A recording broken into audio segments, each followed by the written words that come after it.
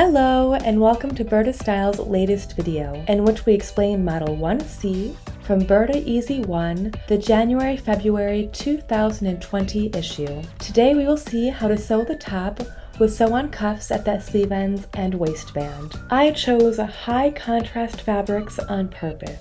Dark blue jacquard jersey and a shiny mustard yellow sweatshirt fabric. You will sew the pullover in 3 main steps.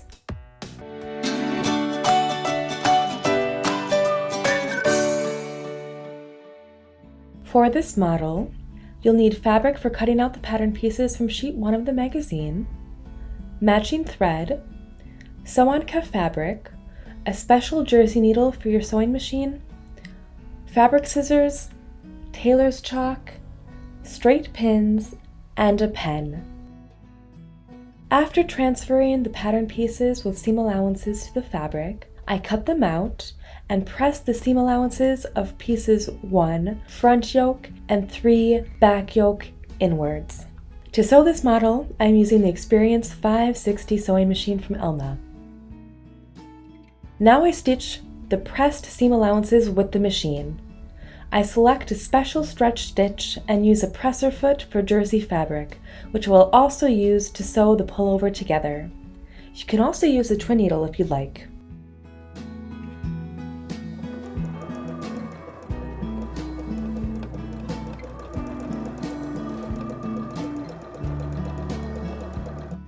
I now put the front yoke together with front 2, matching seam 1 and seam 1 on the back yoke with back 4, seam 2 and seam 2. I place the pieces right side together, pin them together, and stitch them with the sewing machine.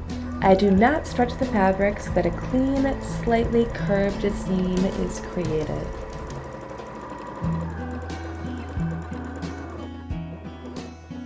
Now I press the seams apart. Next, I will put the upper sleeve seams together. I place the front and back yoke pieces right sides together and pin them.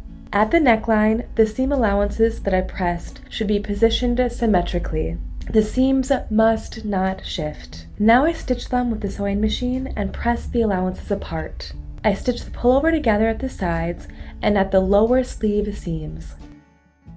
I now place the front piece on the back piece, right sides together, and pin the lower sleeve seams, which I sew in with matching blue thread up to the yoke seam.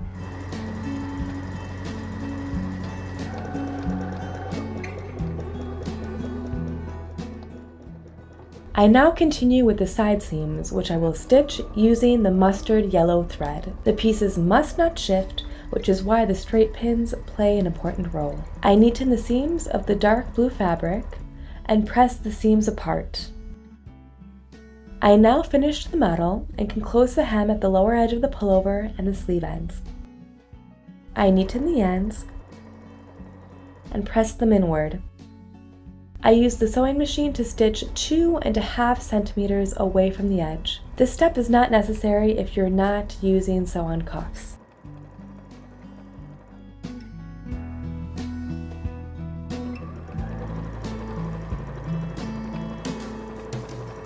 I now complete the model by pinning the sew-on cuffs to the lower edge of the pullover and the sleeve ends, which adds a stylish finishing touch. I cut the sew-on cuff fabric for the waistband to the width printed in the pattern information. I do the same with the sleeve cuffs.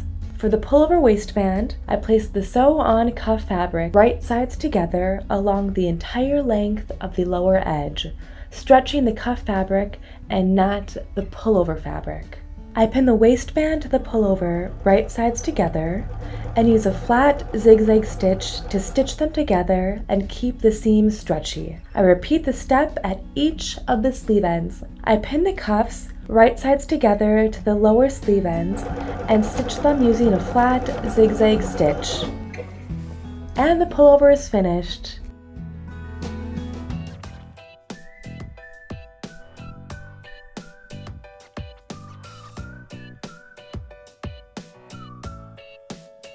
Burda Style would like to thank and recommend its partner, Elna. Have fun with your sewing project, and until next time, with a new Burda Style video.